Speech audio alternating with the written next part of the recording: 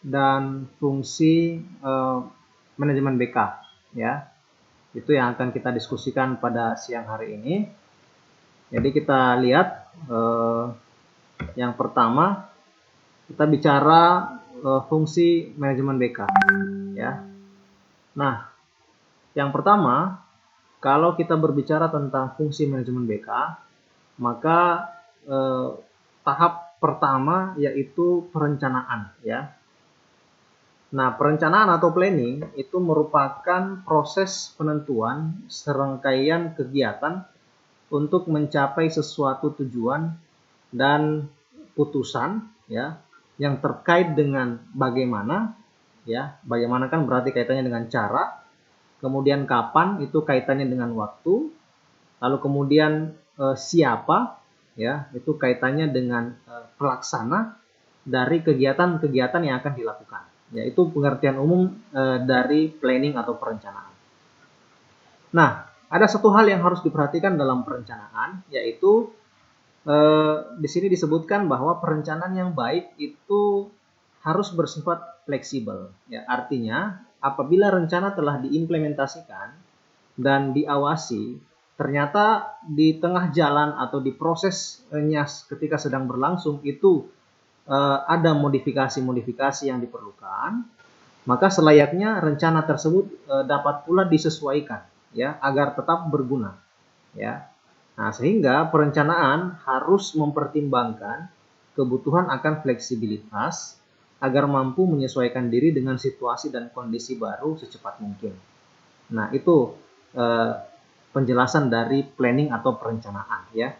Yang mana dalam slide pertama ini disebutkan bahwa agar perencanaan yang kita lakukan, ya, yang memuat siapa yang melaksanakan kegiatannya, lalu kemudian kapan waktu dilaksanakan kegiatan itu, dan cara, ya, dan cara bagaimana kegiatan itu dilaksanakan, ya, maka agar planning atau rencana yang kita buat itu bisa berguna dengan baik, maka dia tetap harus mempertimbangkan aspek fleksibilitas, ya, yang mana tadi sudah disebutkan dalam slide ini bahwa tujuan daripada fleksibilitas itu adalah agar perencanaan itu dapat dimodifikasi jika ketika di lapangan, ya, pada saat kita mengimplementasikan rencana yang telah kita buat itu menemukan ada perubahan-perubahan, ya kita juga dapat beradaptasi dengan perubahan itu, ya, sehingga tetap dapat bisa kita gunakan perencanaan tersebut. Nah, itu satu. Yang kedua, ya, nah, pengorganisasian bimbingan dan konseling, ya. Longnecker, ya, mendefinisikan pengorganisasian sebagai aktivitas menetapkan hubungan antara manusia dan kegiatan yang dilakukan untuk mencapai tujuan, ya. Jadi pengorganisasian dalam hal ini kalau kita bicara bimbingan dan konseling, maka itu merupakan, ya, aktivitas menetapkan hubungan antara manusia dan kegiatan yang dilakukan untuk mencapai tujuan, ya. Perhatikan di sini ada 3 kata kunci. Yang pertama manusia, ya, subjeknya, lalu kemudian ada kegiatan yang dilakukan, ya, dan dari kombinasi antara pelaku dan kegiatan yang dilakukan ini diarahkan untuk mencapai tujuan yang diinginkan, ya. Maka pengertian ini memberi penjelasan bahwa kegiatan pengorganisasian berkaitan dengan upaya melibatkan orang-orang dalam kelompok, ya. Sebab organisasi itu adalah kumpulan, ya, 2 atau lebih orang, ya. Jadi tidak mungkin atau tidak bisa dikatakan sebuah organisasi itu jika hanya terdiri dari 1 orang. Ya, dia harus terdiri dari 2 orang atau lebih. Lalu kemudian ada upaya untuk melakukan pembagian kerja antar anggota kelompok tersebut atau antar anggota organisasi tersebut untuk melaksanakan kegiatan yang telah direncanakan di dalam rangka mencapai tujuan yang telah ditetapkan sebelumnya. Nah, jadi di sini kemudian dijelaskan lebih lanjut bahwa pengorganisasian, ya, pengorganisasian itu selain melibatkan pelaku, lalu kemudian ada kegiatan dan ada tujuan, juga di situ ada upaya untuk melakukan pembagian kerja, ya. Nah, jadi kumpulan orang itu tidak kemudian apa istilahnya? Kalau boleh saya gunakan kata mengeroyok, ya, satu bidang, ya. Nah, tapi di situ ada pembagian kerja. Ya, misalnya saya kasih contoh sederhana kepanitiaan dalam sebuah kegiatan misalnya. Kan tidak mungkin semua fokusnya di bagian acara semua, ya. Tentu ada pembagian kerja di situ. Ada bagian acara, ada bagian konsumsi, ada bagian publikasi, ada bagian dokumentasi, humas, dan seterusnya. Ya. Nah, jadi di situ harus ada pembagian kerja yang jelas, ya. Agar tujuan yang telah dicanangkan sejak awal itu bisa dicapai bersama, gitu loh, ya. Nah, kemudian kita berbicara lebih lanjut tentang manfaat dari adanya pengorganisasian program layanan BK. Yang pertama, ya, agar setiap personel bimbingan menyadari tugas, kemudian peranan, kedudukan, wewenang, dan tanggung jawab masing-masing. Nah, ini saya kira jelas ya. Jadi, kenapa program layanan BK itu memerlukan adanya pengorganisasian? Alasan yang pertama adalah agar setiap personel yang terlibat dalam layanan bimbingan konseling tersebut dapat menyadari dan mengetahui tugas perannya masing-masing, ya, serta kedudukannya, termasuk wewenang dan tanggung jawabnya, ya. Nah, tentu misalnya yang bertugas di bagian ya, kalau kita berbicara pengorganisasian BK itu kan misalnya bagian layanan, kemudian bagian kalau memang nanti ada bagian registrasi dan seterusnya, itu harus menjalankan peran dan fungsinya masing-masing, ya. Jangan sampai saling mengambil tugas atau tanggung jawab rekannya yang lain, ya. Nah, sehingga dibutuhkanlah yang namanya pengorganisasian. Kemudian yang kedua, agar terhindar dari terjadinya tumpang tindih tugas di antara para personel bimbingan. Nah, ini kan tadi sudah saya sampaikan bahwa dengan adanya pengorganisasian, maka dari awal sudah jelas nih siapa yang bertanggung jawab untuk melaksanakan tugas apa, ya gitu ya. Nah, jadi sudah jelas nih posisinya, jelas tugasnya, jelas perannya, tanggung jawabnya, wewenangnya. Sehingga kalau sudah jelas kayak gitu, diharapkan tidak ada nanti tumpang tindih gitu, tidak ada saling tunjuk, ya, dan bahkan nanti tidak ada saling menyalahkan, karena masing-masing personel dalam organisasi layanan BK itu sudah punya tugas dan wewenang masing-masing, ya, sehingga itu harus betul-betul dijalankan sesuai dengan yang telah ditetapkan, ya. Nah, yang berikutnya, agar terjadi mekanisme kerja secara baik dan teratur, ya. Nah, ini juga tujuan dari pengorganisasian, ya. Jadi setelah masing-masing personel nih paham akan tugas, peran, wewenang, dan tanggung jawabnya masing-masing, maka nanti kerja tim ini akan berjalan baik, ya. Karena mereka sudah tidak saling mengambil peran orang lain gitu ya. Jadi masing-masing, ya, ibarat dia sudah berada di mobil yang sama, ya. Nanti ada yang jadi sopirnya, ada yang duduk di sebelah kiri sopir, ada yang duduk di kursi tengah, ada yang duduk di kursi belakang, masing-masing punya tugas dan peran masing-masing. Nah, tapi tujuannya sama gitu ya. Nah, ketika misalnya seperti itu, maka nanti akan terjadi mekanisme kerja yang baik gitu ya. Nanti juga akan pastinya akan mencapai tujuan yang telah ditetapkan sejak awal atau yang telah disepakati. Nah, itu tujuannya. Kemudian berikutnya, agar tercapai kelancaran, efisiensi, dan efektivitas pelaksanaan program layanan bimbingan dan konseling. Nah, ini juga bagian dari manfaat dari pengorganisasian program layanan BK, ya. Nah, tentu kita bisa membayangkan apabila semua telah terorganisasi dengan baik, maka insya Allah kegiatan layanan BK itu akan berjalan dengan lancar, dengan efisien, efektif, dan tentunya nanti akan mencapai tujuan. Nah, berikutnya kawan-kawan. Nah, setelah kita berbicara tentang tadi ya pengorganisasian, ya, yang mana dimulai dari planning atau perencanaan, maka poin yang ketiga yang harus kita pahami adalah pengontrolan manajemen BK, ya. Jadi pengawasan bimbingan dan konseling di masyarakat pada dasarnya dilaksanakan oleh konselor. Nah, dalam pengawasan, hal-hal pokok yang perlu mendapat perhatian adalah yang pertama, penilaian hasil kegiatan bimbingan dan konseling, ya. Nah, jadi tadi ketika kita sudah berbicara tentang pengorganisasian, maka tentu juga di situ berbicara tentang bagaimana pelaksanaan itu, ya. Kemudian siapa yang bertanggung jawab untuk wewenang dan tugas apa dan seterusnya. Maka setelah itu harus ada tahap berikutnya, yaitu tetap dikontrol, ya. Tetap dikontrol, tetap diawasi. Nah, di sini hal pertama yang harus diperhatikan adalah kita harus tetap melakukan penilaian terhadap hasil kegiatan bimbingan dan konseling, ya. Dengan istilah lain, kita perlu mengevaluasi, ya. Jadi tidak boleh juga kemudian kita asal karena sudah melaksanakan kegiatan bimbingan dan konseling misalnya, lalu setelah itu ditinggal begitu saja, ya. Akan tetapi kalau memang kita mau melakukan sesuatu yang lebih baik, ya, maka kegiatan tersebut harus dinilai hasilnya atau harus dievaluasi.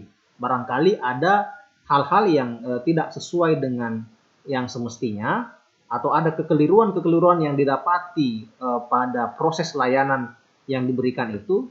Nah, maka itu kan nanti akan bisa terinventarisir, ya. Dari situ kemudian tim, ya, harus memperbaiki, ya, untuk nantinya ketika melakukan kegiatan berikutnya atau layanan bimbingan dan konseling berikutnya, kesalahan-kesalahan yang tadinya dilakukan itu bisa diperbaiki, ya, tidak diulang lagi. Nah, kemudian laporan program dan pelaksanaan BK. Nah, itu juga perlu, ya, dan saya kira sangat perlu itu. Setiap kali kegiatan layanan itu dilakukan, maka perlu dibuatkan laporan, ya. Nah, itu untuk merekam seluruh proses yang terjadi dalam layanan yang diberikan, ya. Nah, itu tugas fungsi dari laporan tersebut. Berikutnya, fasilitas pelaksanaan dan pengembangan layanan bimbingan dan konseling, ya. Ini juga saya kira penting juga, ya, karena terkait dengan upaya kita untuk meningkatkan, ya, layanan yang kita berikan, ya. Tentu semakin lengkap fasilitas yang kita gunakan, itu juga akan semakin maksimal pemberian layanan kita kepada klien. Lalu berikutnya organisasi dan manajemen, ya. Ini seperti yang sudah kita singgung, ya. Harus ada organisasi dan juga memanage kegiatan dari layanan dan layanan bimbingan dan konseling. Lalu evaluasi dan tindak lanjut, ya. Seperti yang saya bilang tadi, ini tidak boleh kita lepaskan, ya. Jadi setelah kegiatan itu dilakukan, maka perlu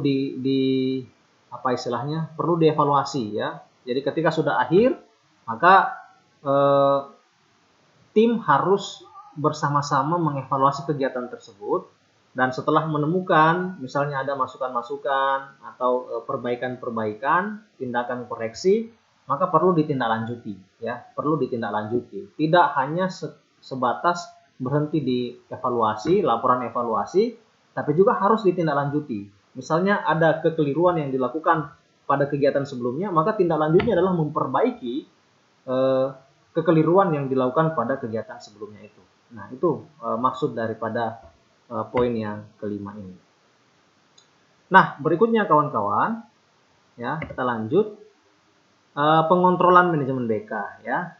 Jadi hasil yang telah dilakukan, pengawasan selanjutnya dievaluasi, dianalisis, dan diberi upaya tindak lanjut. Maka kemudian evaluasi dalam bimbingan dan konseling lebih bersifat penilaian dalam proses yang dapat dilakukan dengan satu, mengamati partisipasi dan aktivitas konseling dalam kegiatan layanan, ya.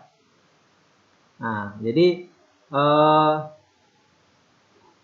kegiatan pengontrolan manajemen BK ini, ya, yang dimaksud adalah evaluasi dalam bimbingan dan konseling yang lebih bersifat penilaian, ya, dalam proses yang dapat dilakukan berupa yang pertama mengamati partisipasi dan aktivitas konseling dalam kegiatan layanan, ya. Jadi pada bagian ini, ya, sebagai konselor, si konselor juga kemudian perlu untuk mengamati tingkat partisipasi dan seperti apa aktivitas yang dilakukan oleh konseli selama layanan diberikan, ya. Makanya tadi ya, kalau kita berbicara tentang pengorganisasian, maka betul-betul harus jelas dulu pembagian tugasnya ya. Mana konselor misalnya, mana observer, mana yang berada di bagian registrasi dan seterusnya ya. Itu perlu dibuat sejak awal. Nah, sehingga kalau kita berbicara aktivitas pengontrolan dalam manajemen BK, maka ya kita lebih kepada proses mengamati. Yang pertama, mengamati partisipasi dan aktivitas konseli. Berikutnya, mengungkapkan pemahaman konseli atau bahan-bahan yang disajikan ya. Jadi bisa juga kemudian dilihat atau dinilai seperti apa pemahaman konseli, atau bisa juga bahan-bahan yang disajikan ya, karena bisa jadi dalam proses pemberian layanan BK itu ada bahan-bahan yang disajikan, maka itu diantara hal yang juga perlu diungkap seperti apa tangkapan dari si konseli ya, seperti apa yang dia pahami. Berikutnya, mengungkap kegunaan layanan bagi konseli ya, ini juga saya kira sangat penting ya. Si konselor betul-betul harus dapat menggali seperti apa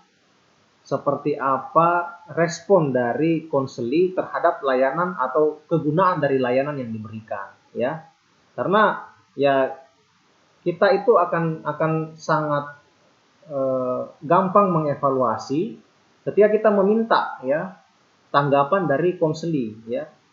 Jangan-jangan misalnya layanan yang kita berikan mereka rasa tidak ada gunanya. Nah, itu kan berarti ada sesuatu yang perlu kita perbaiki ya. Sehingga di poin ketiga ini mengungkap ya apa yang ada dalam benak si konseli terkait dengan kegunaan dari layanan yang kita berikan, itu sangat penting ya, untuk menjawab pertanyaan yang sangat mendasar, bergunakah layanan BK yang saya berikan. Nah, seperti itu kawan-kawan. Lalu yang keempat, nah ini yang berikutnya, tindak lanjut program dilaksanakan berdasar hasil analisis. Ada 3 kemungkinan kegiatan pokok yang dapat dilakukan oleh konselor sebagai upaya tindak lanjut ya. Nah, jadi dari semua itu yang sebelum-sebelumnya tadi yang sudah dijelaskan, maka itu perlu dianalisis ya. Jadi kita misalnya sudah melakukan kontrol nih ya, sudah mengamati partisipasi dan aktivitas konseli, lalu kemudian pemahaman konseli terhadap apa yang kita berikan, termasuk juga kita menanyakan apakah kegunaan dari layanan kita ini sudah memiliki efek ya bagi konseli atau tidak. Nah, setelah itu terkumpul, data-datanya terkumpul itu, maka kemudian kita analisis semua itu. Nah, ada 3 kemungkinan kegiatan pokok yang dapat dilakukan ya oleh konselor sebagai tindak lanjut. Yang pertama, memberikan tindak lanjut singkat dan segera ya. Jadi itu kemungkinan yang pertama ya, atau opsi yang bisa dilakukan oleh si konselor setelah melakukan analisis terhadap apa yang sudah direkam ya. Jadi yang pertama, tindak lanjutnya singkat dan segera. Misalkan ya pada saat itu juga, atau ada jeda waktu tapi tidak lama ya. Lalu berikutnya, bisa juga menempatkan atau mengikutsertakan konseli dalam jenis layanan tertentu ya. Itu opsi yang kedua ya. Jadi kalau tadi itu ada treatment, ada perlakuan yang diberikan kepada si konseli. Nah, kalau yang kedua ini kita dapat menempatkan atau mengikutsertakan si konseli dalam jenis layanan tertentu ya. Itu bisa juga seperti itu. Nah, fungsinya adalah agar si konseli juga mengerti bahwa seperti ini proses konseling itu gitu ya. Nah, jadi dia bisa, tapi ini tergantung dari pembacaan konselor ya terhadap si konseli yang bersangkutan. Jika memang dirasa dia dapat dilibatkan dalam jenis layanan tertentu, maka nggak apa-apa itu melibatkan si konseli. Tapi kalau misalnya tidak ya, dengan segala macam pertimbangan ya, maka tidak usah dilibatkan ya, karena ini kan istilahnya sifatnya opsional saja atau pilihan. Lalu yang ketiga, bisa membentuk program satuan layanan atau pendukung yang baru ya. Nah, ini meng-create ya atau membuat program layanan atau layanan pendukung yang baru ya. Itu opsi yang ketiga. Nah, jadi dari kesemua ini tentu dikembalikan kepada hasil analisis yang telah dilakukan oleh si konselor bersama tim, ya, untuk kemudian dia bisa memberikan upaya tindak lanjut, ya, yang tadi sudah saya jelaskan 3 poin itu, ya, bisa segera diberikan tindak lanjut yang singkat, ya, atau juga mengikut sertakan konsili dalam jenis layanan tertentu, atau bisa juga membentuk program layanan atau pendukung yang baru, ya. Nah, mungkin itu dulu kawan-kawan ya yang bisa saya jadikan sebagai materi pengantar pada kesempatan kali ini. Untuk selanjutnya saya berikan waktu kepada kawan-kawan, barangkali ada hal-hal yang ingin ditanyakan, saya persilahkan ya. Setelah ini rekaman videonya saya cukupkan.